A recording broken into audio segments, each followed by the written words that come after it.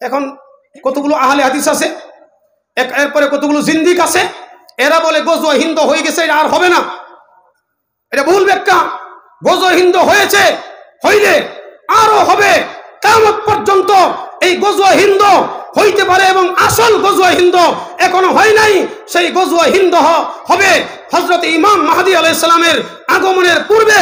ইমাম মাহদীর নেতৃত্বে এই আশেপাশের ভারতের যত উগ্রবাদী আছে, ইসকন আছে, যারা মুসলমানদের মসজিদ মাদ্রাসা আলেম উলামাকে জবাই করে, মুসলমান গরু জবাই করলে মুসলমানকে গরুর মতো জবাই করে, এই সব হিন্দুদের বিরুদ্ধে মুসলমানদের জিহাদ হবে।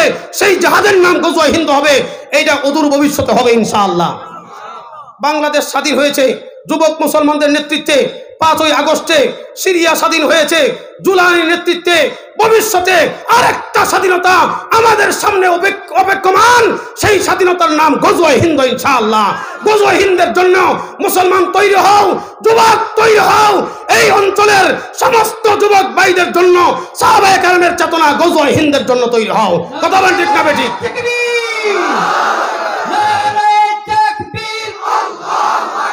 যেটা বলতেছিলাম, তাহলে ব্যাখ্যা সঠিক হবে কারটা? উলামায়ে কেরামেরটা সঠিক হবে। উলামায়ে কেরাম যেটা যুগের প্রেক্ষাপটে যারা বলবেন যে কোন পথে শান্তি, সিরিয়ার পতিত সরকার বাতিল, উলামায়ে কেরামের ফতোয়া এইটাই সঠিক। বর্তমান যারা আসছে এরা সুন্নতপন্থী, এইটাই সঠিক। এখন বাংলাদেশে যে অবস্থা চলতেছে, যেই সরকারকে বিতাড়িত করা হয়েছে, সে বাতিল ছিল, নাস্তিকদের দালাল ছিল, এটা সঠিক। এবং ভবিষ্যতে গজওয়া হিন্দ হবে, এটা উলামায়ে কেরামের ব্যাখ্যা, এইটা সঠিক। এবং উলামায়ে কেরাম এই কথা বলেন। আমাদের মাওলানা সাদ সাহেব উনি মন গড়া কিছু ফতোয়া দিয়া যে বিভ্রান্তি সৃষ্টি করেছেন, এটা উলামায়ে কেরামের সর্বসম্মত ঐক্যমত ফতোয়া, এইটাই সঠিক। এটা উলামায়ে কেরামের কথা। সুতরাং উলামায়ে কেরামের কথা বাদ দিয়া অন্য কিছু মানার কোনো রাস্তা নাই।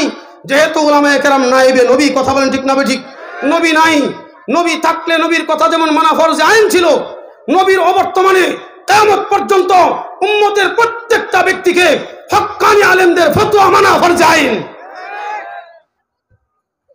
বিকল্প কোনো পথ নাই। আল্লাহ বলেন যদি তাকওয়া অর্জন করতে চাও তাহলে আলেমদের পথে আসো, আলেমদের মতে আসো, আলেমদের সাথে থাকো, তাহলে তাকওয়া অর্জন হবে। আর তাকওয়া অর্জন হলে তোমার নাম মুমিন থাকবে, তুমি ঈমানদার থাকবা, নয় তোমার ঈমান হরণ হয়ে যাবে। এই জন্য দেখেন নাই বিগত পতিত সরকার আলেমরা যেহেতু ঈমানের মাপকাঠি। রাহমাতুল্লাহি ওয়া বারাকাতুহু। ঠিক আছে, সালামের জবাব সবাই দিছেন? আচ্ছা,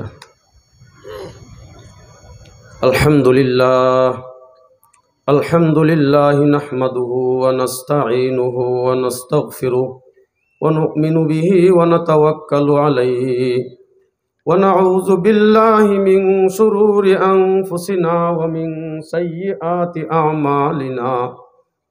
মান ইয়াহদিহিল্লাহু ফালা মুদিল্লা লাহু ওয়া মান ইউদ্লিল ফালা হাদিয়া লাহু।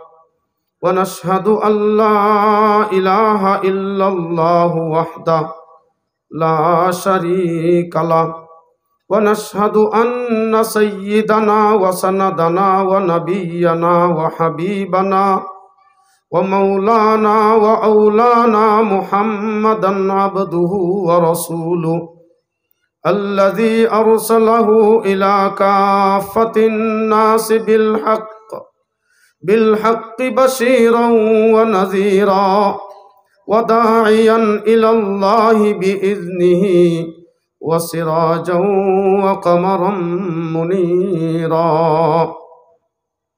اللهم صل على محمد وعلى آل محمد كلما ذكره الذاكرون وكلما غفل عن ذكره الغافلون.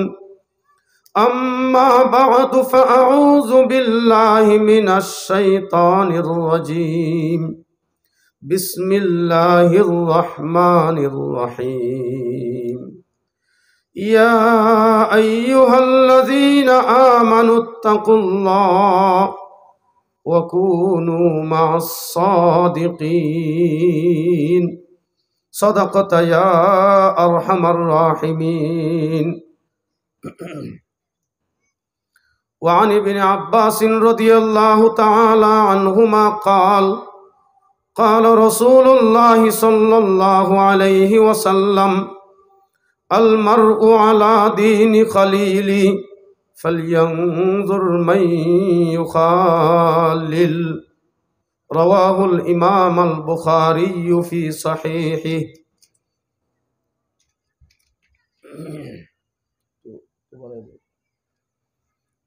हर लहजा है मोमिन की नई शान नई यान,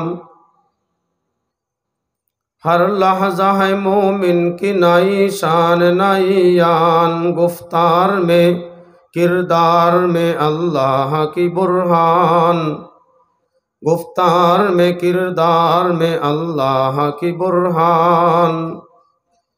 कहारियो गफ्फारियो कुद्दूसियो जबरूत, ये चार अनासिर हो तो बनता है मुसलमान, ये चार अनासिर हो तो बनता है मुसलमान। हमसाये जिब्रील यामी बंदाए खाकी, हमसाये जिब्रील यामी बंदाए खाकी है, उसका नशी मन्ना बुखारा न बदख्शा है, उसका नशी मन्ना बुखारा न बदख्शा। ये राज किसी को नहीं मालूम के मोमिन, ये राज किसी को नहीं मालूम के मोमिन कारी नजर आता है हकीकत में है कुरान, कारी नजर आता है हकीकत में है कुरान।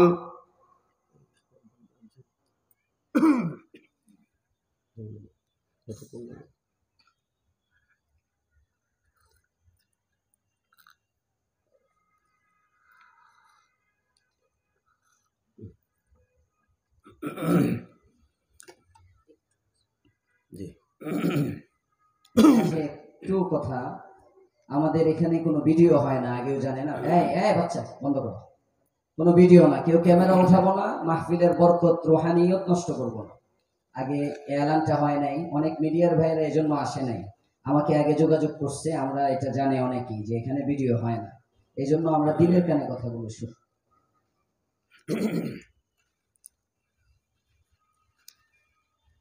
পীর কামেল হযরতুল আল্লাম মাওলানা আবু ইউসুফ মাহমুদি দামাত বারাকাতুহুম কর্তৃক প্রতিষ্ঠিত পরিচালিত জামিয়া ইয়াকুবিয়া মিনহাজুল উলুম হাবিবিয়া মাদ্রাসার বার্ষিক ইসলামী মহাসম্মেলনের মুহতারাম শ্রদ্ধাভাজন ওয়াজিবুল ইহতিরাম সভাপতি হযরত উলামায়ে কেরাম, মঞ্চে উপবিষ্ট দ্বীনের রাহবর, মসজিদ মাদ্রাসার জিম্মাদারগণ, আমার সামনে বসা মুরব্বী বাবারা, যুবক ভাইরা, মাদ্রাসার তালিব ইলমরা, পর্দার আড়ালে দ্বীনি ওয়াজ নসিহত শ্রবণরত মুসলিম মা ও বোনেরা, আমরা দীর্ঘ সময় যাবৎ আজকের এই মাহফিলে বাংলাদেশের বিখ্যাত প্রখ্যাত যোগ্য প্রাজ্ঞ বিজ্ঞ উলামায়ে কেরামের জবান থেকে কোরআন ও হাদিসের ওয়াজ শুনতেছি এবং শেষ পর্যন্ত শুনব ইনশাআল্লাহ। শুনব তো ইনশাআল্লাহ। এই মাদ্রাসা জামিয়া ইয়াকুবিয়া এবং এর প্রতিষ্ঠাতা পরিচালক হযরত আল্লামা আবু ইউসুফ মাহমুদি দামাত বারাকাতুহুম, এটা এই এলাকার জন্য, এই চন্ডালবুক তুরাগ উত্তরা এই এলাকার জন্য আল্লাহ পাকের একটা খাস রহমত এবং নিয়ামত। কথা বলেন ঠিক না ঠিক? কারণ একটা মাদ্রাসা হাজারো আলেম তৈরি করে, হাজারো হাফেজ তৈরি করে, হাজারো দিনের মুজাহিদ তৈরি করে, হাজারো দিনের মুবাল্লিগ তৈরি করে, হাজারো দিনের হক্কানি রব্বানি নায়েবে নবী এবং ওরাসাতুল আম্বিয়া তৈরি করে, যাদের দ্বারা শুধু এই চণ্ডালবুক তুরাগ উত্তর অঞ্চল নয়, শুধু এই ঢাকা এবং বাংলাদেশ নয়, এমন কিছু আলেম, এমন কিছু মর্দে মুজাহিদ একটা মাদ্রাসার অবদানে তৈরি হয়, যাদের দ্বীনি খেদমত আল্লাহ পাক সারা বিশ্বের সর্বত্র বিস্তৃত করে দেন। এই জন্য একটা মাদ্রাসা বড় নিয়ামত। এই মাদ্রাসার প্রতিষ্ঠাতা পরিচালক হযরত মাওলানা আবু ইউসুফ দামাত বারাকাতুহুম, এটা একটা বড় নিয়ামত। কথা বলেন ঠিক না বেঠিক?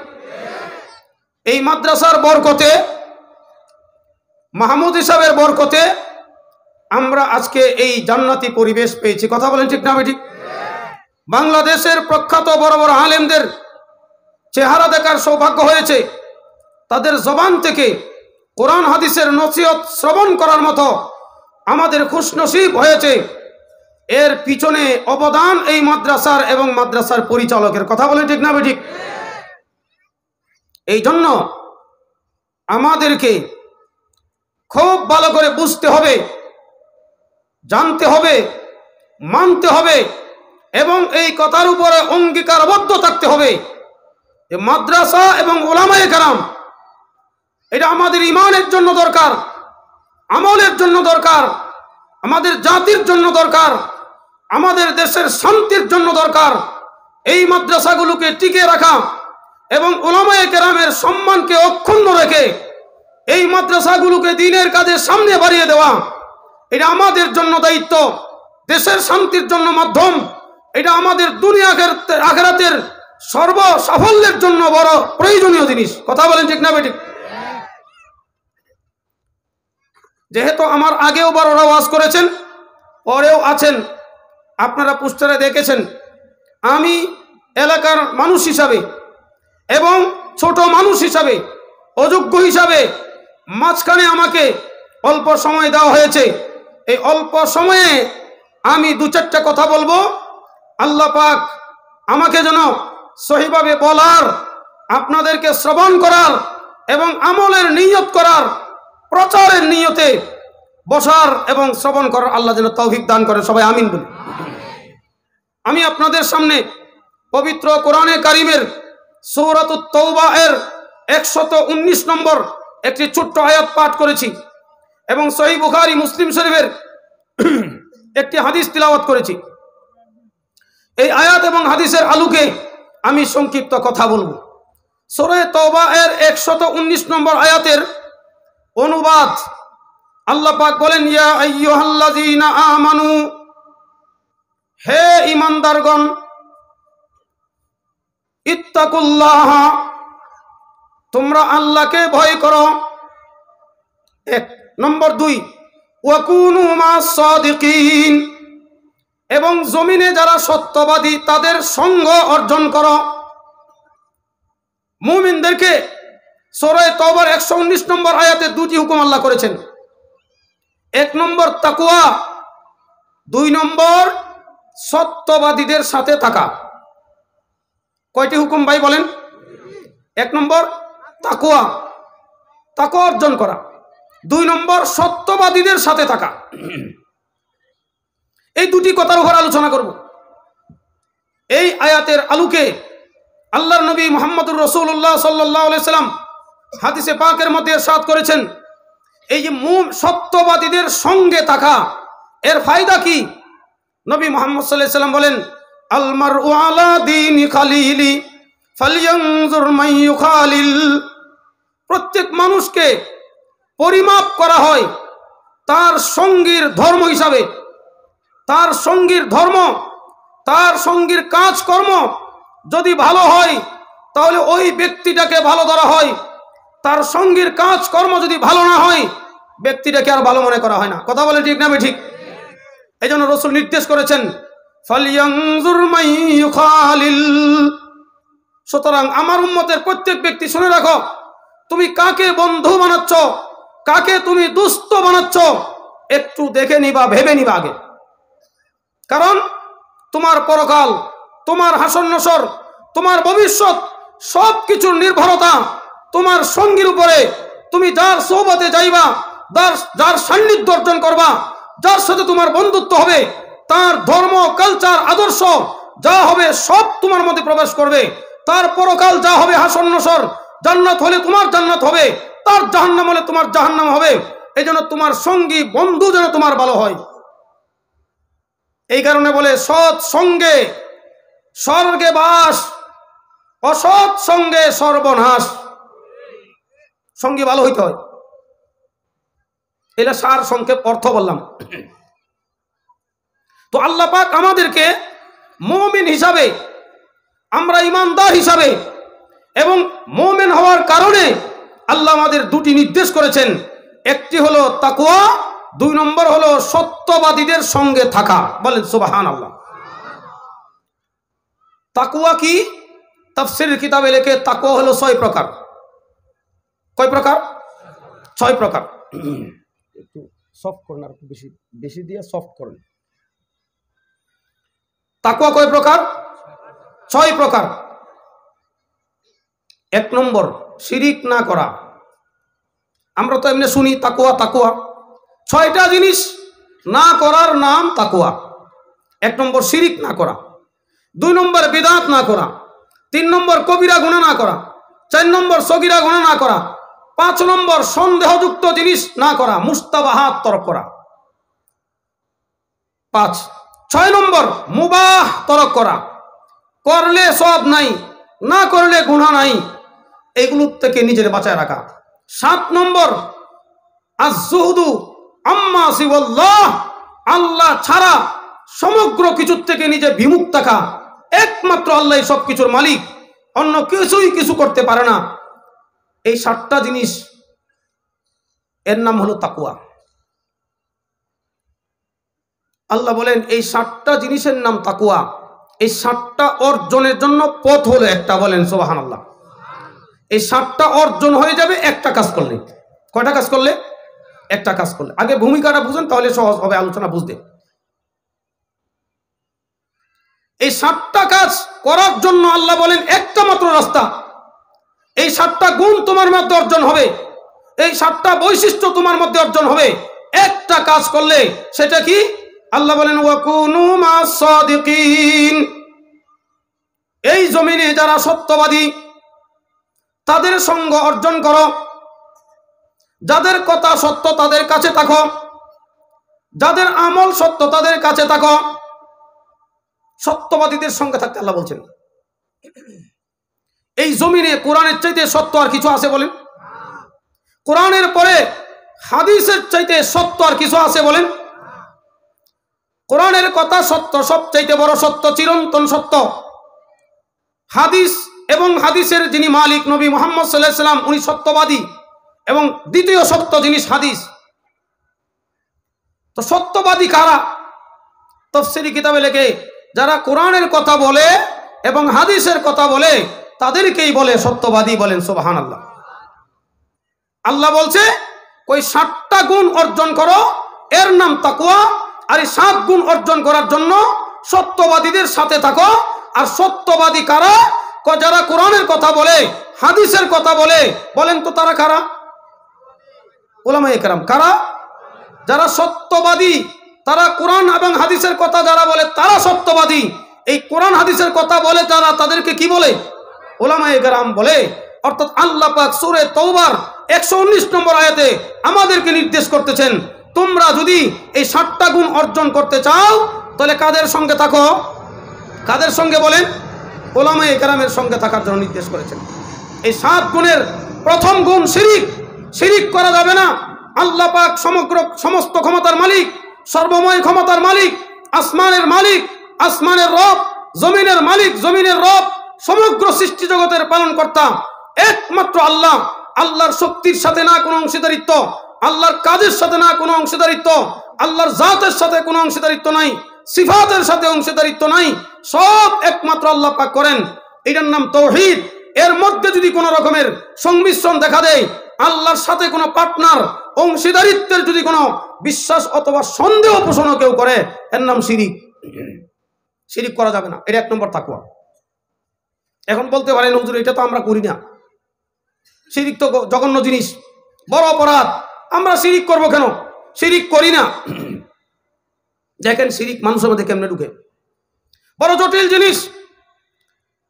আমাদের দেশের মধ্যে হাজারো লক্ষ কোটি মানুষ এমন রয়েছে যারা নামধারী আপনার আমার মতো মুসলমান, কিন্তু তারা বিশ্বাসে আকীদায় একটা দল করার কারণে, একটা নেতাকে নেত্রীকে মানার কারণে তারা অনবরত শিরিকে লিপ্ত ছিল, শিরিক চলছিল তাদের মধ্যে। ঈমান তো থাকার কথা না, যদি কেউ শিরিক করে ঈমান থাকবে? থাকবে ঈমান? শান্তির মালিক কে বলেন দেখি?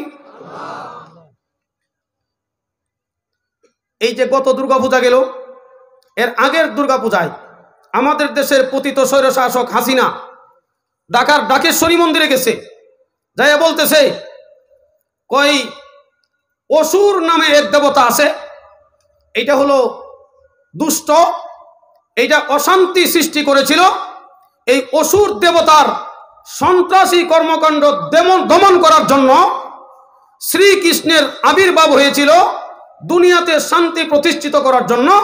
সুতরাং বাংলাদেশের 18 কোটি জনগণকে আমি প্রধানমন্ত্রী হিসাবে নির্দেশ করব, আমরা সবাই যদি হিন্দুদের দেবতা শ্রীকৃষ্ণকে অনুসরণ করে চলি, তাহলে বাংলাদেশে শান্তি প্রতিষ্ঠিত হয়ে যাবে।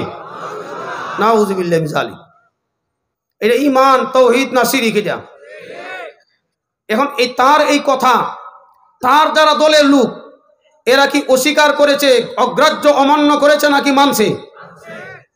তাহলে তার এই কথা যদি শিরকি হয়, তার এই কথার কারণে সে যদি মুশরিক হয়, তার ঈমান চলে যায়, তার দলের সমস্ত এমপি, মন্ত্রী, মেম্বার, চেয়ারম্যান, কাউন্সিলর, নেতা, কর্মী, নেত্রী, মহিলা, পুরুষ যারা ছিল, তারা যেহেতু কেউ এই কথাকে অস্বীকার করতে পারে নাই এবং পদ পদবি চলে যাবে, মায়ের খাবে, অত্যাচারিত হবে, এই জন্য এই কথার বিরুদ্ধে কোনো বক্তব্য দিতে পারে নাই, এটাকে জেনে শুনে ইচ্ছায় অনিচ্ছায় মেনে নিয়েছে। হাসিনা যেমন মুশরিক হয়ে গিয়েছিল এই কথার কারণে, একেবারে টপ টু বটম সমস্ত আওয়ামী লীগের লোক যারা এই কথাকে অস্বীকার করে নাই, সব মুশরিক হয়ে গিয়েছিল। আল্লাহ বলেন শিরিক ছাড়ো, তাকওয়া মানে প্রথম দলে শিরিক ছাড়ো। সুতরাং এমন দল করা যাবে না যেই দলে কূটকৌশল করে, চক্রান্ত ষড়যন্ত্র করে আমার ঈমান হরণ করবে, আমাকে মুশরিক বানিয়ে কবর নিবে, আমাকে হিন্দু বানিয়ে কবর নিবে, আমার মধ্যে আকীদা ঢুকিয়ে দিবে যে শ্রীকৃষ্ণ দুনিয়াতে শান্তির বাণী নিয়ে আসছিল। আমার কোরআন যখন আমি বিশ্বাস করি, কোরআন যেহেতু চিরসত্য, হাদিস যেহেতু চিরসত্য, সমস্ত শান্তির একমাত্র মালিক রব্বুল আলামিন আর শান্তির দূত মুহাম্মদুর রাসূলুল্লাহ সাল্লাল্লাহু আলাইহি ওয়াসাল্লাম, এর বাইরে আমি কাউকে যদি মানি, আমার ঈমানের মধ্যে, তাওহীদের মধ্যে শিরক ঢুকবে। শান্তির দূত হিসাবে আমি মুহাম্মদ সাল্লাল্লাহু আলাইহি ওয়াসাল্লামকে ছাড়া, মালিক হিসাবে আমার আল্লাহ ছাড়া শ্রীকৃষ্ণকে আমি কোশ্চিনকালেও মানতে পারি না।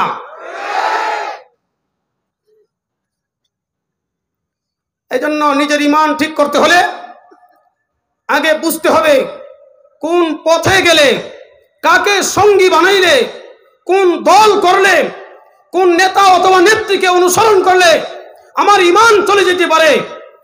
ঈমান নষ্ট করে না রাজনীতি জায়েজ, না ব্যবসা বাণিজ্য জায়েজ, না চাকরি জায়েজ, না দুনিয়াদারি জায়েজ, কোনো কিচ্ছু জায়েজ হবে না যদি আমার ঈমান চলে যায়। কথা বলেন ঠিক না বেঠিক? আগে ঈমান ঠিক করতে হবে।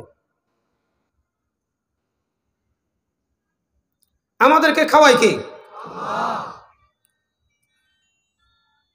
তো পতিত স্বৈরশাসক হাসিনা এই গত কয়েক মাস আগে বক্তব্য দিছে, ভিডিও ভাইরাল এখনো আছে, বক্তব্য বলতেছে, আমার বোন রেহেনা আমাকে বলতেছে, আপা আপনি যেহেতু বাংলাদেশের 16 কোটি মানুষকে পালেন, নাউজুবিল্লাহ, কথা হলে রোহিঙ্গা 10 লাখ, এদেরকে আপনি পালতে পারবেন না?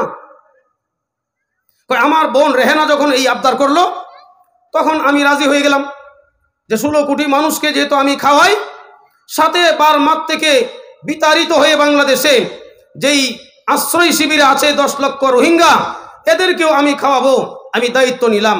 নাউজুবিল্লাহ, এটা কি শিরকি কাজ নয়? এই কয়েলটা সবাই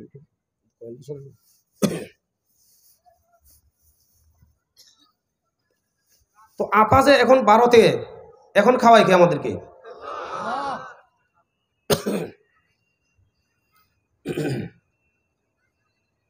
আপনি 16 কোটি মানুষকে খাওয়ান, আপনি যে পাক করছিলেন দুপুরের খাবার খাইতে তো পারলেন না। শিরকি কথা কেন বললেন? বাংলাদেশের 16 কোটি মানুষকে মসজিদ বানানোর চক্রান্ত কেন করলেন? এই জন্য সাজা হয়েছে। নিজের দুপুরের খাবার পর্যন্ত তৌফিক হয় নাই, ওই খাবার ফেলে দিয়ে বাধ্য হয়েছে। কথা বলেন ঠিক না বে ঠিক? খাওয়ানোর মালিক কে? আল্লাহ। কেউ কাউকে খাওয়াইতে পারে না, একমাত্র আল্লাহই পারে। একবার ইরাক থেকে তাফসিরে ইবনে কাসির, তাফসিরে কুরতুবী, তাফসিরে মারিফুল কোরআনের মধ্যে পবিত্র কোরআনে কারিমের 12 নম্বর পারার প্রথম আয়াত, ওমা মিন দাব্বাতিন ফিল আরদি ইল্লা আলাল্লাহি রিজকুহা, জমিনের সমগ্র প্রাণীর রিজিকের মালিক কে? এই আয়াতের তাফসিরে মারিফুল কোরআনের মধ্যে মুফতি শফি রহমাতুল্লাহ লিখছেন, ইরাকের আশায়েরা গোত্রের কিছু সাহাবায়ে কেরাম আবু মুসা আশআরী রাদিয়াল্লাহু তাআলার নেতৃত্বে ইসলাম গ্রহণ করার জন্য মদিনায় গেলেন। যাওয়ার পরে একেবারে নিঃস্ব অসহায়, খাবার নাই। রাসূল সাল্লাল্লাহু আলাইহি সাল্লামের কাছে 2 জনকে পাঠাইলেন যে আমরা যেহেতু আসছি, ইসলাম গ্রহণ করলাম, এখন একটু খাবারের জন্য রাসূলের কাছে আবেদন করেন। ওই সাহাবী 2 জন রাসূলের হুজরা শরীফের সামনে দাঁড়াইয়া শুনতেছে আল্লাহ রাসূল সাল্লাল্লাহু আলাইহি সাল্লাম কোরআনে কারীমের 12 নম্বর পারার প্রথম আয়াত তেলাওয়াত করতেছেন, যার অর্থ হলো সমস্ত রিজিকের মালিক কে? তো ওনারা কয় আমরা একটু আগে মুসলমান হইলাম, এখন শুনতেছি রিজিকের মালিক আল্লাহ, তাহলে হুজুর সাল্লাল্লাহু আলাইহি সাল্লামের কাছে আসলাম কেন? তো এটা তো ঠিক হয় না, এটা তো ঈমান পরিপন্থী কাজ। রাসূলের কাছে রিজিক চাইলে ঈমান চলে যাইব। দেখছেন কি পরিমাণ শক্ত ঈমান। ওনারা কোন এখানে চাওয়া যাইব না, আমরা তো রাসূলের কাছে ঈমান না আনলাম। সমস্ত কিছুর মালিক কে? আল্লাহ। রাসূলের কাছে কোনো মালিকানা নাই, কোনো দায়িত্ব নাই। এরপরেও আপনি রাসূলের কাছে কোনো দায়িত্ব নাই। সাহাবীরা বুঝতেন, আপনি জানগে ওই যে শাহ আলীর মাজারে, ওখানে যায় কি চান? ওই ল্যাংটা সার মাজারে যায়, টং টং সার মাজারে যায়, কঞ্চি সার মাজারে যায়, বদনা সার মাজারে যায়, লেচু সার মাজারে যায়, ডাইল চাল সার মাজারে যায়। ওই নরসিংদীর মাধবকুণ্ডে একটা আছে, ওখানে একটা হলো বুদাই সার মাজার। কি জঘন্য কথা! এর চেয়ে তো জঘন্য আর একটা আছে। এই ময়মনসিংহের গফরগাঁও তললি মাদ্রাসা আছে, একটা শতবর্ষী মাদ্রাসা, ওইটার পাশে এখানে আমরা একবার মাহফিলে গেছি, ওখানে একটা আছে কুত্তা সার মাজার। তো আমি জিজ্ঞাসা করলাম এইটা আবার কি? কয় যে হুজুর এই কুত্তা আসলে একটা অনেক লম্বা মোটা, ওইটা মারা গেছে। তো সবাই বলতেছে এত বড় কি কুত্তা হয়? কুত্তা তার ছোট হওয়ার কথা, এত কি মোটা হয়, এত লম্বা হয়? তো যেহেতু একটু অস্বাভাবিক, তো একটা কিছু আছে। তো আছে কি? যা আছে তো সে খুললেই ঘোরাফেরা করে, তো তাকাইলে তো দেখা যায় কি আছে না আছে, এর বাইরে আর কি আছে? সাহাবায়ে কেরাম বুঝলেন আল্লাহর নবী মুহাম্মদ সাল্লাল্লাহু আলাইহি সাল্লাম নবী, আল্লাহর পক্ষ থেকে দূত হিসাবে প্রেরিত হয়েছেন। নবীর কাজ প্রচার করে দেওয়া, নবীর কাজ কোনো মানুষকে রিজিক দেওয়া নয়, নবীর কাজ কোনো মানুষকে হেদায়েত করা নয়, নবীর কাজ কোনো মানুষকে জাহান্নাম থেকে মুক্তি করা নয়। নবীর কাজ হলো প্রচার করা, প্রচার করা। কথা বলেন ঠিক না বেঠিক? এটা সাহাবায়ে কেরাম বুঝার পরে কয় মাত্র না ঈমান আনলাম যে সমস্ত কিছুর মালিক, ক্ষমতার মালিক, রিজিকের মালিক, হায়াতের মালিক, হেদায়েতের মালিক একমাত্র আল্লাহ রাব্বুল আলামিন। এখন এই সব কিছু আল্লাহকে মেনে নবীর কাছে রিজিক চাইতে আসছে, এটা ঠিক হয় নাই। কজাক আমরা বুঝতে পারি নাই, ঈমানটা ঠিক করি। কজা সবাই যায় বলি রিজিকের ব্যবস্থা হইতেছে। আল্লাহ যেহেতু সত্য, আল্লাহ যেহেতু হাজির নাজির, সব দেখেন শুনেন, এজন্য সাহাবীদের ঈমান শক্ত হয়েছে। এই 2 জন যায় বাকিদেরকে বলতেছে ভাই ভাই কোনো টেনশন নাই, কোনো সমস্যার কারণ নাই, আমাদের রিজিকের ব্যবস্থা দ্রুত হইতেছে। বলেন সুবহানাল্লাহ। নবী কিছু কইছে? দ্রুত হইতেছে কইছে? কিচ্ছুই কয় নাই। এই 2 জনের কথা বাকিরা শোনার পরে আশায়েরা গোত্রের লোকেরা এরা দস্তরখান বিছাইছে। কথা তাড়াতাড়ি দস্তরখান বিছা, খানা মনে হইতেছে। বলেন সুবহানাল্লাহ। ঈমান কাকে বলে? ইয়া আইয়ুহাল্লাযীনা আমানু ইত্তাকুল্লাহা ওয়া কুনু মাস সাদিকিন। হে ঈমানদারগণ, আগে ঈমান সহি করো, সহি করো। ঈমান যদি না থাকে আল্লাহর এই 2 ঘোষণা, এই নির্দেশনা আমার উপর আসবে না। এই জন্য আগে ঈমান সহি করতে হবে। 1 নম্বর কাজ হলো তাকওয়া। তাকওয়া 7 নম্বরের 1 নম্বর হলো শিরিক না করা। শিরিক করা যাবে না। সাহাবায়ে কেরাম বুঝছে রিজিকের মালিক তো আল্লাহ, নবী তো আয়াত পড়তেছে ওই রকম, তো আমরা নবীর কাছে চাইতে আসলাম কেন? যাই কয় রিজিকের ফয়সালা হইতেছে, আপনারা শান্ত থাকেন। আল্লাহ পাক যেহেতু সর্বময় ক্ষমতার মালিক, রিজিকের মালিক, হায়াতের মালিক, মৌতের মালিক, তো আল্লাহ যেমন নিশ্চিত এবং চিরন্তন সব জায়গায় হাজির নাজির, রিজিক নিশ্চিত হবে, বলেন সুবহানাল্লাহ। তো অন্য সাহাবীরা আর ব্যাখ্যা জিজ্ঞাসা করে নাই, সবাই মনে করছে নবী মনে হয় খাবার বাড়াইতেছে। কত রাতের দস্তরখান বিছাইছে, প্লেট বিছাইছে, পানির জগ গ্লাস সবাই নিয়ে বসে গেছে। বসে ওই দস্তরখানে বসার পরে খাবার আগে যে দোয়া আছে না, এই দোয়া পড়তেছে সবাই। ঠিক মুফতি শফি রহমাতুল্লাহ আলাইহি তাফসীরে মারিহুল কোরআনে 12 নম্বর পারার প্রথম আয়াতের তাফসীরে লেখেন, আল্লাহ পাক জিবরাইলকে ডাক দিয়ে বললেন, ফেরেশতা শোনো, এই লোকগুলো আমি রিজিকের মালিক, আমি হায়াতের মালিক, সবকিছুর মালিক আমি, এই কথা বিশ্বাস করেছে। আমার নবীর কাছে কিছু নাই, শুধু দূত, নবী খালি প্রচারক, নবীর কাছে রিজিক চাই নাই, তাদের ইমানের জন্য ক্ষতি হবে। আমার কাছে আশা করেছে আমি দিব, তুমি তাড়াতাড়ি জান্নাত থেকে খাবার নিয়ে যাও, বলেন সুবহানাল্লাহ। খাবার লয়ে যাও, লইয়া মানুষের সুরতে গিয়া দস্তরখানের সামনে দিয়ে আসো। তো জিবরাইল আলাইহিস সালাম খাবার আইসা দস্তরখানে দিয়ে গেছে। ওই সাহাবীরা মনে করছে এরা নবীর খাদেম, কিছু কয়টয় নেই।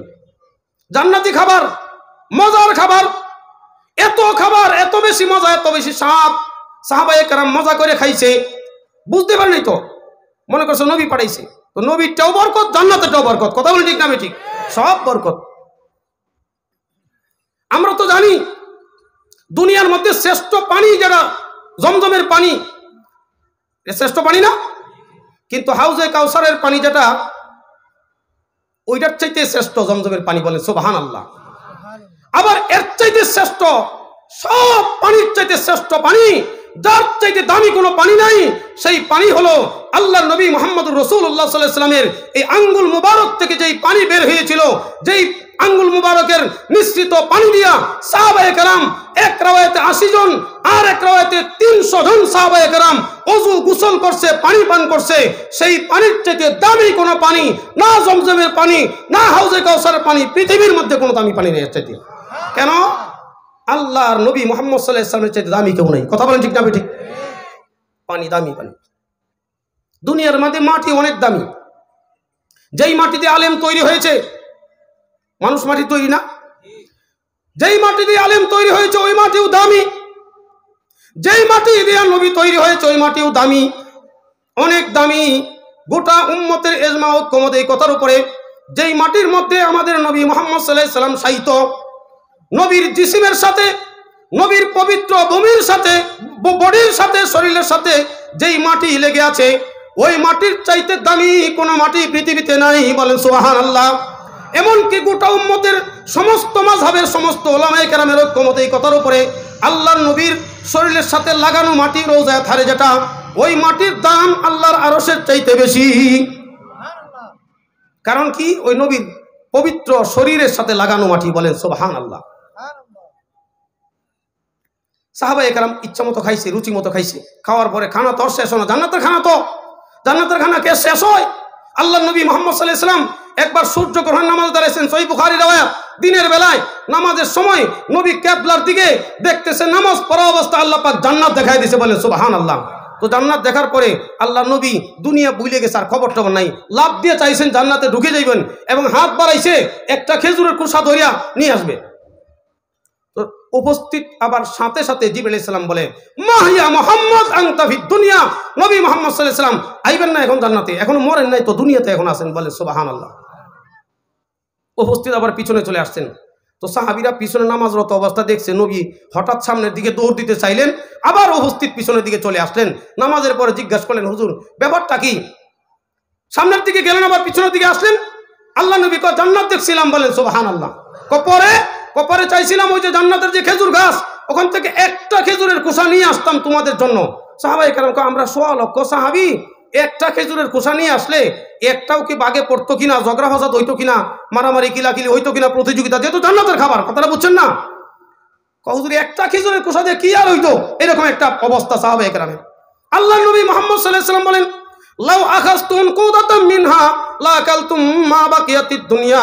হে আমার সাহাবীরা শোনো, আমি যদি জান্নাতের খেজুর গাছের সমস্ত খেজুরগুলো নয়। একটা খেজুর গাছে যত খেজুর হয় সবগুলো খেজুর নয়।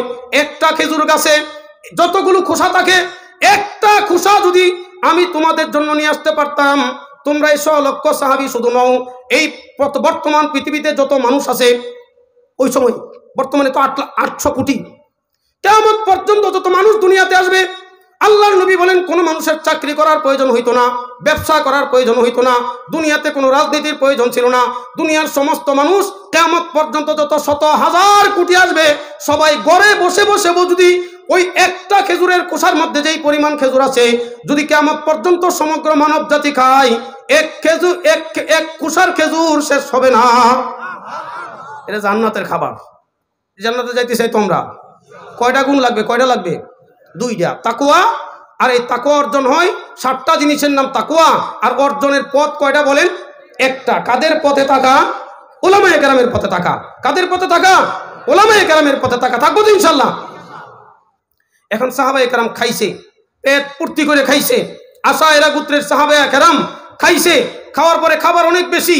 এখন ওই যে 2 সাহাবী নবীর কাছে গিয়েছিলেন খাবারের আবেদন করতে, তাদেরকে দিয়া অতিরিক্ত এই ডেকসি সহ খাবার পাঠিয়ে দিছে।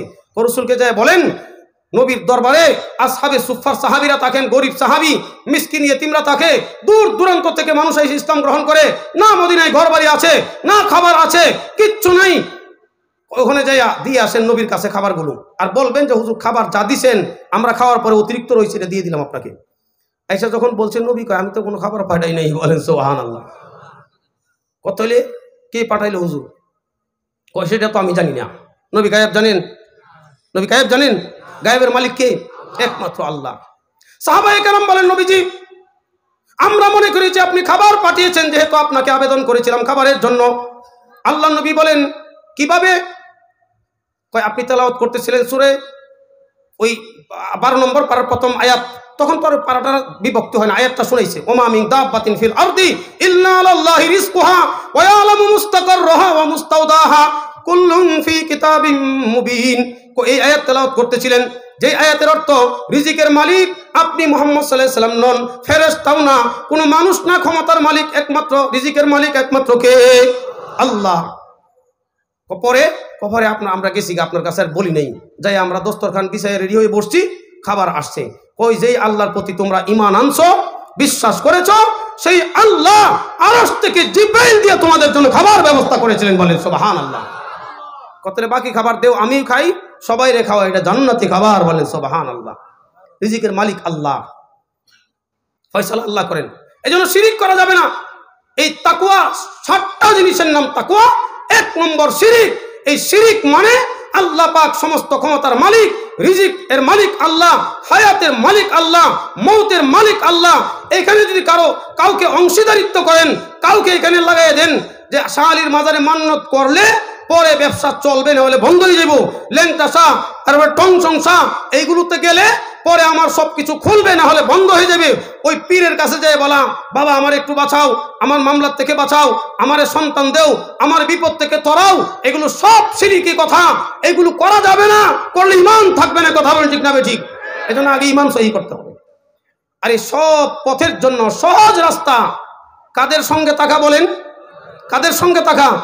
ওলামায়ে কেরামের সঙ্গে না থাকলে বুঝাই যাবে না, বুঝা সম্ভব না। ওলামায়ে কেরামকে ওই মাথা, ওই বুদ্ধি, ওই তীক্ষ্ণতা আল্লাহ পাক দিয়ে দিয়েছেন। একবার হযরত ইমামে আজম আবু হানিফা রাহমাতুল্লাহ দরবারে এক লোক আসছে, আইসা বলে, হযরত আমার আব্বা আম্মা দুনিয়াতে নাই, আমার জন্য কিছু স্বর্ণ একটা কলসির মধ্যে ভরে রেখে গেছে আমার ঘরে দাফন করে, কিন্তু ঘরের কোন কোনায় রাখছে আমি তালাশ করে পাইতেছি না। এখন যদি পুরা ঘর খনন করি ঘর নষ্ট হবে। এখন আমি এই আমার আব্বা আম্মার গচ্ছিত রাখা স্বর্ণের কলসি এটা সহজে কেমনে পাইতে পারি? কি রাস্তা আছে বলেন? উলামায়ে কেরাম জানে, সব মাসালা দিতে পারেন, যেহেতু কোরআনের জ্ঞান আছে, কোনটা সঠিক বেঠিক, কোন পথে চলবেন, রাজনীতি কোনটা করবেন, দেশ কোন দিকে যাবে, ভবিষ্যৎ কোন দিকে যাবে, কোন দিকে আপনার সিদ্ধান্ত হবে, সব সিদ্ধান্তের ফয়সালা যেহেতু নবী নাই, নবী থাকলে আসমান থেকে নিয়ে ফয়সালা দিতেন, নবী নাই, উলামায়ে কেরাম কিতাব থেকে ফয়সালা দিবেন। যতক্ষণ কিতাব থেকে দিবেন, আর যতক্ষণ কিতাব থেকে পারবেন না দিতে, আল্লাহ পাক আসমান থেকে ইলহাম করবেন, একমাত্র উলামায়ে কেরামের মাথায় সঠিক সমাধান দিবেন, বিভ্রান্ত হবেন না। কথা বলে ঠিক না ঠিক? যেহেতু কিয়ামত পর্যন্ত নবী নাই, উলামায়ে কেরাম থাকবে, এই জন্য উলামায়ে কেরামের সিদ্ধান্ত ভুল হবে না, উলামায়ে কেরামের ফতোয়া ভুল হবে না, উলামায়ে কেরামের মাসালা ভুল হবে না। ভুল হলে আর আল্লাহ পাক উলামায়ে কেরামকে নবীর নবুয়তের দায়িত্ব দিতেন না। কথা বলেন ঠিক না ঠিক? বাংলাদেশের মুসলমান যুবক বাহিনী, বাংলাদেশের নও মুসলিম এবং বাংলাদেশের উলামায়ে কেরাম, তালিবে ইলম, স্কুল কলেজ ইউনিভার্সিটির ছাত্র, এদের সেই 24-এর বিপ্লবে তাদের বিশেষ অবদানে বাংলাদেশের এই মুশরিক সরকার, নাস্তিক সরকার বিদায় নিয়েছে। আল্লাহ পাক এই মুসলমানদের এই অবদানে বিদায় ব্যবস্থা করেছেন। উলামায়ে কেরামের এই পথে রক্ত আছে। কথা বলেন ঠিক না ঠিক? উলামায়ে কেরামের অবদান আছে। বাংলাদেশ স্বাধীন হয়েছে, আল্লাহ পাক আরেকটা স্বাধীনতা দিয়েছেন। গত রবিবারে এই বিশ্বের একটা বিরাট রাষ্ট্র, একটা সুপরিচিত রাষ্ট্র, ইসলামের পূর্ব প্রাচীন একটা শহর সিরিয়া বিজয় করেছেন। 55 বছর যে আলাবি শিয়া যারা হযরত আলীকে, এই বাশার আল হায়াত সিরিয়ার যে পতিত সরকার, সে হযরত আলীকে মনে করতো শেষ নবী, বলেন নাউজুবিল্লাহ মিন যালিক। এবং তাদের আকীদা ছিল হযরত আলী শুধু শেষ নবী নয়, সে খোদার পদে বসা, বলেন নাউজুবিল্লাহ মিন যালিক। এদেরকে আলাবি শিয়া বলে, জঘন্য শিয়া। এইরকম এক দল 55 বছর দেশটা পরিচালনা করেছে, এদেরকে জনগণ বিতাড়িত করেছে। সেই জুলানি, যেই যুবক যার নেতৃত্বে যার যে মাস্টার মাইন্ড সিরিয়া বিজয়ের, সে হযরত উমর ইবনুল খাত্তাব রাদিয়াল্লাহু তাআলার বংশধর। সেই উমরি তাজাল্লি, উমরি তাওয়াজ্জু, উমরি হুঙ্কার, উমরি সৎ সাহস তার মধ্যে আল্লাহ পাক প্রদান করেছেন। সেই ইমানি জজবা দিয়া মুশরিক আর শিরক বিদায় করে সিরিয়া আল্লাহ পাক তার মাধ্যমে স্বাধীন করেছেন। কথা বলেন ঠিক না বেঠিক?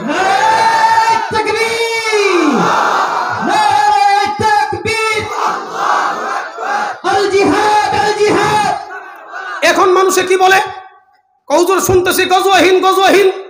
এটা আসলে কি হয়ে গেছে না কি হবে, কোনটা সঠিক? বাংলাদেশ এবং বিশ্বের উলামায়ে কেরাম যেই ব্যাখ্যা দিবেন সেটাই সঠিক। কথা বলেন ঠিক না বেঠিক? হযরত আবু হুরায়রা রাদিয়াল্লাহু তাআলা বলেন, ওয়াদানা রাসূলুল্লাহ সাল্লাল্লাহু আলাইহি ওয়াসাল্লাম গাজওয়াতাল হিন্দ, আমাকে আমার সাহাবায়ে কেরাম, আমার সঙ্গী নবীর সাহাবী যারা, সকলকে আল্লাহর নবী একটা প্রতিশ্রুতি দিবেন, হে আমার সাহাবীরা, আমার উম্মতের লোকেরা শুনো, আমি নবী ওয়াদা দিচ্ছি ভারতের উগ্রবাদী হিন্দুদের বিরুদ্ধে ওই এলাকার আশেপাশের যারা মুসলমান থাকবে তারা এক সময় তাদের বিরুদ্ধে যুদ্ধ করবে। আমি নবী ওয়াদা দিচ্ছি, সেই যুদ্ধের নাম গজওয়া হিন্দ হবে। বলেন সুবহানাল্লাহ। সুনানে নাসাই কিতাবুল জিহাদ 3174 নম্বর হাদিস। এরপরে হযরত আবু হুরায়রা বলেন, ফাইন আদরাকতুহা উনফিকু ফিহা নাফসি ওয়া মালি, আমি আবু হুরায়রা ওই সময় যদি জীবিত থাকি তাহলে আমার জান এবং আমার সমস্ত মাল সেই গজওয়া হিন্দের মধ্যে মুসলমানদের পক্ষে ব্যয় করব। বলেন সুবহানাল্লাহ। সাহাবী যদি চেতনা পেশ করতে পারেন, অনুপ্রেরণা পেশ করতে পারেন, গজওয়া হিন্দের মধ্যে শরীক হওয়ার জন্য নিজের উদ্দীপনা পেশ করতে পারেন, আমরা সাহাবীদের অনুসারী, আমরা নবীর উম্মত, আমাদের সেই চেতনা থাকতে হবে। আমাদের হায়াতে, আমাদের জীবদ্দশায় যদি গজওয়া হিন্দের প্রেক্ষাপট তৈরি হয়, কারা কারা সেই গজওয়া হিন্দের সৈনিক হওয়ার জন্য তৈরি আছে? আতুরাই দেখায়।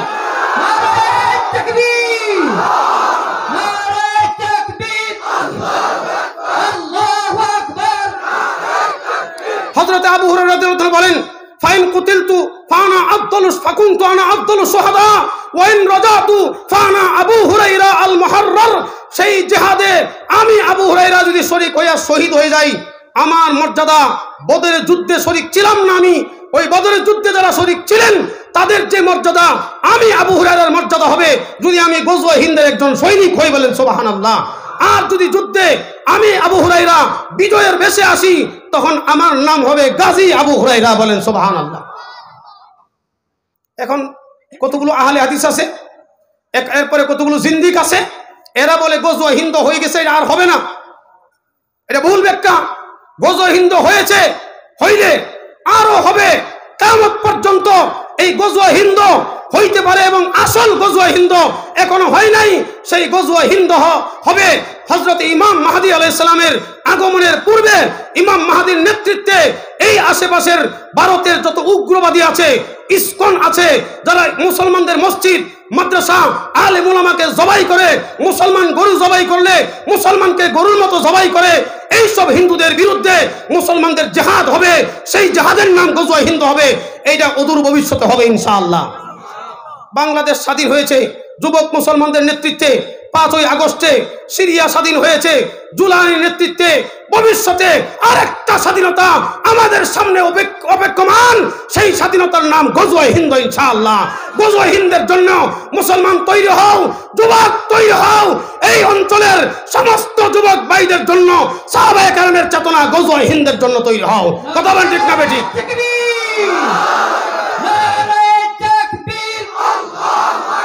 যেটা বলতেছিলাম, তাহলে ব্যাখ্যা সঠিক হবে কারটা?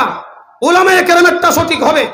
উলামায়ে কেরাম যেটা যুগের প্রেক্ষাপটে যারা বলবেন যে কোন পথে শান্তি, সিরিয়ার পতিত সরকার বাতিল, উলামায়ে কেরামের ফতোয়া এইটাই সঠিক। বর্তমান যারা আসছে এরা সুন্নতপন্থী, এইটাই সঠিক। এখন বাংলাদেশে যে অবস্থা চলতেছে, যেই সরকারকে বিতাড়িত করা হয়েছে সে বাতিল ছিল, নাস্তিকদের দালাল ছিল, এটা সঠিক। এবং ভবিষ্যতে গজওয়ে হিন্দ হবে, এটা উলামায়ে কেরামের ব্যাখ্যা, এইটা সঠিক। এবং উলামায়ে কেরাম এই কথা বলেন। আমাদের মাওলানা সাদ সাহেব উনি মন গড়া কিছু ফতোয়া দিয়া যে বিভ্রান্তি সৃষ্টি করেছেন, এটা উলামায়ে কেরামের সর্বসম্মত ঐক্যমত ফতোয়া, এইটাই সঠিক। এটা উলামায়ে কেরামের কথা। সুতরাং উলামায়ে কেরামের কথা বাদ দিয়া অন্য কিছু মানার কোনো রাস্তা নাই। যেহেতু উলামায়ে কেরাম নাইবে নবী, কথা বলেন ঠিক না ঠিক? নবী নাই। নবী থাকলে নবীর কথা যেমন মানা ফরজ আইন ছিল, নবীর অবর্তমানে কিয়ামত পর্যন্ত উম্মতের প্রত্যেকটা ব্যক্তিকে হক্কানি আলেমদের ফতোয়া মানা ফরজ আইন, বিকল্প কোনো পথ নাই। আল্লাহ বলেন যদি তাকওয়া অর্জন করতে চাও তাহলে আলেমদের পথে আসো, আলেমদের মতে আসো, আলেমদের সাথে থাকো, তাহলে তাকওয়া অর্জন হবে। আর তাকওয়া অর্জন হলে তোমার নাম মুমিন থাকবে, তুমি ইমানদার থাকবা, নয় তোমার ইমান হরণ হয়ে যাবে। এই জন্য দেখেন নাই বিগত পতিত সরকার আলেমরা যেহেতু ইমানের মাপকাঠি, আলেমরা যেহেতু তাকওয়ার মাপকাঠি, আলেমরা যেহেতু হকে থাকার মাপকাঠি, আলেমদের অনুসরণ করতে হবে। এই জন্য আলেমদেরকে ডান্ডা বিড়ি লাগাইয়া কারাগার থেকে কারাগারে, কারাগার থেকে আদালতে ঘুরাইছে, যেন আলেমদের বেইজ্জতি লাঞ্ছিত করতে পারে, দেশ থেকে ইমান বিদায় নিতে করতে পারে, ইসলাম বিদায় করতে পারে। এই দেশটা ইসকন আর ভারতের এবং শ্রীরাম শ্রীকৃষ্ণের অঙ্গরাজ্য বানাইতে পারে। এই ষড়যন্ত্রের যিনি নায়িকা ছিলেন, নেত্রী, তার নাম হাসিনা, পতিত সরকার জালেম। বিদায় হইছে, ওখান থেকে হুঙ্কার দেয় আমি আইতেছি, একবার কো শর্ট করে আইতেছি, আরেকবার কো বন্যা দিয়ে বন্যা পাঠাইতেছি, আরেকবার রিক্সা লীগ, আরেকবার শ্রমিক লীগ, আরেকবার আনসার লীগ, আরেকবার বিচারপতি লীগ, সর্বশেষে ইসকন লীগ। এইগুলো এক একবার পাঠায়। এখন এই যে 16 তারিখ সামনে, আজকে তো 13 তারিখ, ওই বিজয় দিবসের জন্য আবার আরেকটা বাড়াইছে রেকর্ডিং। কয় 16 তারিখে যারা যুবলীগ ছাত্রলীগ আসো তাদের নির্দেশনা দিতেছে, কয় তোমরা সবাই পাঞ্জাবি পরবা আর নারায়ে তাকবীর স্লোগান দিবা, আর তোমাদের সামনে থাকবে মহিলা, এরা নিচে থাকবে পেটিকুট, উপরে পড়বে শাড়ি, এরা দিব জয় শ্রীরাম শ্রীরাম স্লোগান, বলে নাউজুবিল্লাহ। আর এরও সামনে থাকবে এই ফুটপাতে যে সমস্ত হেরোইনখোর থাকে, এদেরকে হুইল চেয়ারে বসায়া এদেরকে সামনে রাখবা। কয় তাহলে কি হবে? কয় একটা মিছিল বের করবা 16 তারিখে, তোমরা পিছন থেকে স্লোগান দিবা নারায়ে তাকবীর, মাঝখানে মহিলা শাড়ি পরা থাকবে, তারা বলবে জয় শ্রীরাম। এই নারায়ে তাকবীর স্লোগান দিয়া মহিলাদের কাপড় শাড়িগুলো খুলে লাইবা, বলেন নাউজুবিল্লাহ জালিম। আর কিছু মানুষ রাখবা ভিডিও করার জন্য, এই ছবিগুলো আমার কাছে পাঠাইবা, তখন বলবো বাংলাদেশের মৌলবাদী গোষ্ঠী নারায়ে তাকবীর স্লোগান দিয়া নারীদের ইজ্জতহানি করতেছে। আর ওই যে সামনের হুইল চেয়ারে বসা যেগুলো হেরোইনখোর, এদের 2-1টারে গুলিতে মাইরে নেবা। তখন এই ছবিগুলো আমি আমেরিকা পাঠাবো, ইউরোপে পাঠাবো, ইন্ডিয়াতে পাঠাবো, যেখানে সে আছে একটা সুন্দর পরিবেশ হবে যে বাংলাদেশটা মৌলবাদীদের রাষ্ট্র হয়ে গেছে, মৌলবাদী মুক্ত রাষ্ট্র কায়েম করতে হবে। এটা ওই 16 তারিখের জন্য মেসেজ পাঠাইছে। আসলে এই শয়তানিগুলো সে বিগত 15-16 বছর গণভবনে বসে বসে করতো। এইরকম চক্রান্ত রাত্রে বানাইতো, দিনে চলতো। এইভাবে চক্রান্ত করে সে 14তে বিনা ভোটের আপনার একতরফা নির্বাচন করেছে, 18তে রাইতে নির্বাচন করেছে, 24-এ আইসা আপনার চক্রান্তমূলক নির্বাচন করেছে একতরফা ভাবে। এই নির্বাচনগুলো কইরা, এই সমস্ত শয়তানি চক্রান্ত কইরা এই 15-20 বছর ক্ষমতা ছিল। কথা বলেন ঠিক না ঠিক? এলো নাস্তিকদের শিরিকের নেতা নায়িকা, এই জালিম থেকে আল্লাহ পাক রব্বুল আলামিন আমাদের দেশটাকে মুক্ত করেছেন। 16 তারিখের ব্যাপারে সজাগ থাকতে হবে। চক্রান্ত ষড়যন্ত্র বারবার করতেছে, আমাদেরকে সজাগ থাকতে হবে। শুধু গজওয়া হিন্দের চেতনায় উজ্জীবিত হইয়া দেশের স্বাধীনতা রক্ষার ব্যাপার নিয়ে ঘুমন্ত থাকলে হবে না। আমার দেশকে রক্ষার জন্য, স্বাধীনতা রক্ষার জন্য, এই মাদ্রাসাগুলিকে রক্ষার জন্য হযরত আল্লামা আবু ইউসুফ মাহমুদী প্রতিষ্ঠিত এই জামিয়া কুবিয়া সহ অঞ্চল সহ সারা দেশের মাদ্রাসা এবং উলামায়ে কেরামকে রক্ষার জন্য আমাদেরকে প্রয়োজনে আবার যদি শাপলা চত্বরে যেতে হয় আবার যাব, আবার যদি 21-এর মতো বিপ্লব করতে হয় আবার করব, 24-এর মতো জুলাই বিপ্লবের আবার যদি প্রয়োজন হয় আবারও বিপ্লব হবে, আবারও বিপ্লব হবে, আবারও বিপ্লব হবে।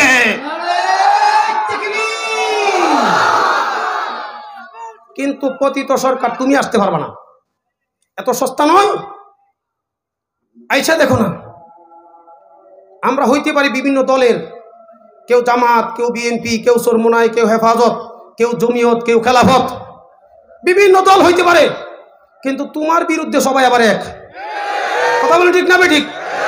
আইসা দেখো না, চট করে আইবা চটকানা দিব, একদম চটকানা দিব। 18 কোটি মানুষ 18 কোটি চটকানা দিবে।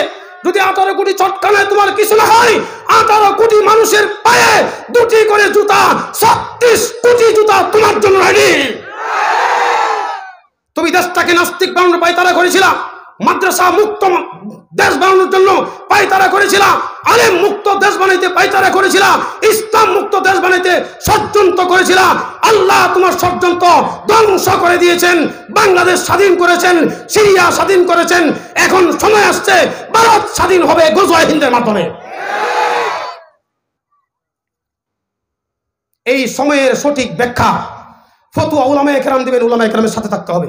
ইমামে আজম আবু হানিফা বললেন, তোমার একটা কাজ, মনে আসেনি কথা? আমি শেষ করতেছি, যেহেতু মুরব্বীরা বসে গেছেন এই জন্য আমি শেষ করে দিচ্ছি। বড় বড় উলামায়ে কেরাম ওয়াজ করবেন। তুমি যাই নামাজে দাঁড়াও, ভালো করে উজু করবা, কাপড়টা নতুন পরবা, যাই নামাজে দাঁড়াইয়া একবারে খুজুর সাথে নামাজ পড়বা। তাহলে হুজুর আমার স্বর্ণের কলসি ভাওয়ার রাস্তা কি? কার নামাজ পড়া যায়? যুগোপযোগী সঠিক সিদ্ধান্ত উলামায়ে কেরাম দিবেন। উলামায়ে কেরাম ছাড়া বাঁচার কোনো পথ নাই, একমাত্র পথ, সর্বশেষ পথ, কিয়ামত পর্যন্ত চলমান থাকবে। কথা বলছি কিনা ঠিক? আপনার ঈমান রক্ষার জন্য কিবলা ঠিক করতে হবে, আপনার আমল রক্ষার জন্য আপনার চিন্তাধারা ঠিক করতে হবে, আপনার হেদায়েতে থাকার জন্য চিন্তাধারা ঠিক করতে হবে। একটাই পথ। আজকে শিয়ারা গুমরা কেন? আলেম মানে না। আজকে জামাত ইসলামীর কিছু কিছু মানুষ উল্টাপাল্টা কথা কেন বলে? আলেম মানে না। আজকে আহলে হাদিস গুমরা কেন? কওমি আলেম, হক্কানি আলেম মানে না। নাস্তিক মুরতাদ গুমরা কেন? উলামায়ে কেরাম মানে না। এই এতাতিরা গুমরা কেন? উলামায়ে কেরাম মানে না। যারাই আলেম মানে না তারাই গুমরা, কিয়ামত পর্যন্ত গুমরা থাকবে। কিবলা ঠিক করতে হবে। কয় যে নামাজে দাঁড়াইতে বেশি বুঝে এজা নামাজ পড়া শুরু করছে, যখন রাইত একবার তাহাজ্জুদের সময় কাছাকাছি, ইবলিসে কয় এই লোকে তো নামাজ পড়তে পড়তে দেখি বুজুর্গ হয়ে যাব, পিসাব হয়ে যাব। আমাদের এই মাদ্রাসার প্রতিষ্ঠাতা পরিচালক আল্লামা আবু ইউসুফ মাহমুদী দামাত বারাকাতুহুম, শাইখুল ইসলাম আল্লামা আহমদ শফি রহমাতুল্লাহের ছাত্র এবং খলিফা। আমরাও উনার ছাত্র এবং খলিফা শাইখুল ইসলাম আল্লামা আহমদ শফি রহমাতুল্লাহ। আমাদের সনদ, উনার সনদ একটা, দ্বীনের সনদ, এই উলামায়ে কেরাম মুরব্বিদের সনদ একটা। এই সনদ সত্য, এই সনদ সঠিক, এই সনদ রাসূল সাল্লাল্লাহু আলাইহি ওয়াসাল্লাম হয়ে আল্লাহ পর্যন্ত পৌঁছে। এই সনদ ভারতের দিকে যায় না, এই সনদ দিল্লির সাথে কোনো কানেকশন নাই, এই সনদ মদিনার সাথে কানেকশন, এই সনদের কানেকশন আরশের সাথে। কথা বলেন ঠিক না ঠিক? এই উনার উস্তাদ আর আমার উস্তাদ শাইখুল ইসলাম আল্লামা শাহ আহমদ শফি রহমাতুল্লাহ আলাইহি, তার উস্তাদ শাইখুল ইসলাম হুসাইন আহমদ মাদানী রহমাতুল্লাহ আলাইহি, তার উস্তাদ শাইখুল হিন্দ শাইখুল আলম আল্লামা মাহমুদ হাসান দেওবন্দি রহমাতুল্লাহ আলাইহি, তার উস্তাদ কাসিমুল উলুম আল খায়রাত হুজ্জাতুল ইসলাম কাসিম নানুতবি রহমাতুল্লাহ আলাইহি, যিনি দেওবন্দ মাদ্রাসার প্রতিষ্ঠাতা, তার উস্তাদ শাহ আব্দুল গনি মুজাদ্দিদি রহমাতুল্লাহ আলাইহি, তার উস্তাদ শাহ ইসহাক মুহাদ্দিস দেহলভী রহমাতুল্লাহ আলাইহি, তার উস্তাদ তার নানা শাহ আব্দুল আজিজ মুহাদ্দিস দেহলভী রহমাতুল্লাহ আলাইহি, তার উস্তাদ তার আব্বা মুসনিদুল হিন্দ মারকাজুল আসানিদ শাহ ওলিউল্লাহ মুহাদ্দিস দেহলভী রহমাতুল্লাহ আলাইহি, তার উস্তাদ আবু তাহের আল মাদানী আল কুর্দি রহমাতুল্লাহ আলাইহি, তার উস্তাদ তার আব্বা ইব্রাহিম আল কুর্দি রহমাতুল্লাহ আলাইহি, তার উস্তাদ আহমদ আল কুশাসি রহমাতুল্লাহ আলাইহি, তার উস্তাদ আহমদ আল সান্নাবী রহমাতুল্লাহ আলাইহি, তার উস্তাদ মুহাম্মদ ইবনে আহমদ আল রমানি রহমাতুল্লাহ আলাইহি, তার উস্তাদ জৈনুদ্দিন জাকারিয়া আল আনসারী রহমাতুল্লাহ আলাইহি, তার উস্তাদ আহমদ ইবনে আলী ইবনে হাজার আসকালানী রহমাতুল্লাহ আলাইহি, তার উস্তাদ ইব্রাহিম আত-তানুখী, তার উস্তাদ আবু আলী আল হুসাইন আল জুবাইরি, তার উস্তাদ আবু লক্ত আল হারাবি, তার উস্তাদ আবু মুহাম্মদ আবুল হাসান দাউদি, তার উস্তাদ আবু মুহাম্মদ আস-সারাকসি, তার উস্তাদ আবু আব্দুল্লাহ আল ফিরাবি, তার উস্তাদ আমিরুল মুমিনিন ওয়াল হাদিস মুহাম্মদ ইবনে ইসমাইল ইবনে ইব্রাহিম আল জুফি আল ইয়ামানি আল বুখারী রাহমাতুল্লাহি আলাইহি,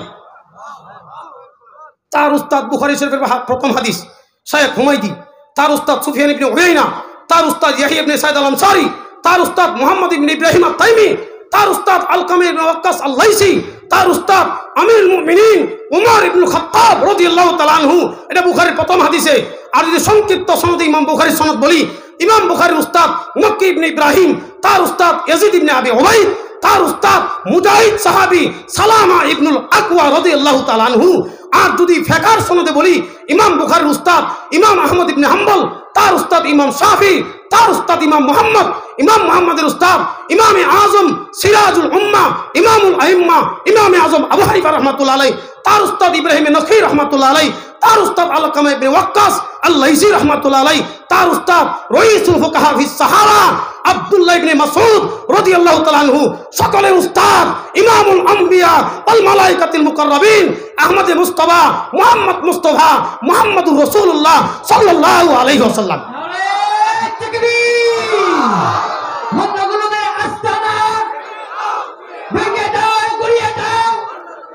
এইটা আমাদের সনদ, এইটা হযরত মাওলানা আবু ইউসুফ মাহমুদ সাহেবের সনদ। এই সনদে যারা আছেন তারা সত্যবাদী, তারা উলামায়ে কেরাম, তাদের কথা চলবে, কিয়ামত পর্যন্ত চলবে, তাদের কথাই আমরা মানি। কথা বলেন ঠিক না? ঠিক। নামাজে যারা এসে যখন তাহাজ্জুদের টাইম হয়েছে, ইবলিসে কয় আমার টাকার কলসির দরকার নাই, এটা লুকায় রাখাও লাভ নাই, যে নামাজি পড়তেছে এটা তো বুজুর্গ হয়ে যাবো, কতক্ষণ পরে ওলি হয়ে যাবো, তো এ আমার দরকারটা কি? আমার হলো ওলি হইলে আমার বিপদ, কোনো মানুষ জান্নাতে গেলে আমার জিদ, আমার হিংসা, ভালো লাগে না। হাসিনাও এরকম কয়, আলেমরা ওয়াজ করলে, নসিহত করলে, মাদ্রাসা করলে মানুষ জান্নাতে হয়ে যাব, মুসলমান হইব, এইটা আমার ভালো লাগে না। মানুষ ভারত আর দিল্লি মুখী কেন হয় না, মক্কার মদিনা মুখী কেন হয়? এটা হিংসা লাগছে, এই হিংসা লাগছে শয়তানের মতো। কথা ঠিক না? ঠিক। এখন করছে কি, ওই বুখারীর হাদিসের মধ্যে আছে, শয়তান নামাজে দাঁড়াইলে মানুষের আয়সা কো উজকুর কাজা উজকুর কাজা ফায়াজকুরু লিমা লা ইয়াজকুর। কি জীবনে যেগুলো মনে হয় না, নামাজে দাঁড়ালে এগুলো মনে হয় না? এখন ওই তার বাবা কোথায় যে স্বর্ণের কলসি রাখছে, ঠাস করে মনে হয়েছে, হয়তো তোর পিছনে যায় নামাজের নিচে একবারে, এখানে কিসের নামাজ, সালাম টালাম তাড়াহুড়া করে দিয়া ও কাম হয়েছে, কলসি বাইর করে হুজুর কাছে গেছে, হুজুর এইটা আবার কি তদবির? স্বর্ণের কলসি যে নামাজের মাধ্যমে পাওয়া যায়, কয়টা নবীর হাদিস। শয়তান মানুষের যেগুলো স্মরণ আসে না, যে সমস্ত বিষয় নামাজে দাঁড়ালে স্মরণ করাইয়া দেয়। বলেন সুবহানাল্লাহ। আমাদের উলামায়ে কেরাম ইমামদেরকে আল্লাহ মনযোগ্যতা প্রদান করেছেন কোরআন হাদিসের কথা বলার কারণে, কোরআন হাদিসের ইলম থাকার কারণে যুগের যে কোনো সমস্যার সমাধান উলামায়ে কেরাম দিতে পারেন, কিয়ামত পর্যন্ত দিতে পারবেন। কথা বলে ঠিক না? ঠিক। তো আল্লাহ পাক আমাদেরকে এই সমস্ত মাসাইল, দ্বীনি বিষয় সবকিছুর সমাধানের জন্য সর্বসময় উলামায়ে কেরামের রাহবরে মেনে চলার তৌফিক নসিব করুক। আমিন।